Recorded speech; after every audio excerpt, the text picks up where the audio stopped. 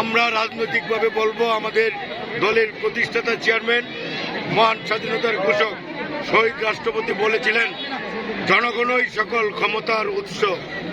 আমরা জনগণের কাছে আমাদের পরিকল্পনাবিদ এবং পরিকল্পনাকারী জনাব তারেক রহমানের সেই পরিকল্পনাকে বাস্তবায়ন করার জন্য 31 দফা এবং 8 দফাকে নিয়ে মানুষের সাথে কথা বলছে।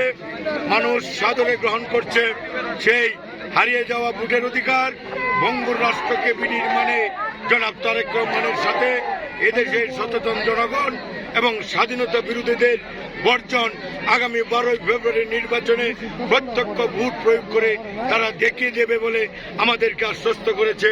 আমরা আল্লাহর উপর ভরসা রেখে শতভাগ আশাবাদী, সংখ্যাগরিষ্ঠ আসনের দানের শীষ বিজয়ী হয়ে বাংলাদেশের দায়িত্ব পরিচালনার দায়িত্ব নেবেন এবং অবহেলিত বাংলাদেশকে ভঙ্গুর রাষ্ট্রকে মেরামত করার কাজে তিনি আত্মনিয়োগ করবেন। আমরা তো ওনার সাথে আছি, আমরা তার সাথে থাকবো। জনাব তারেক রহমান, এগিয়ে চলো, আমরা আছি তোমার সাথে।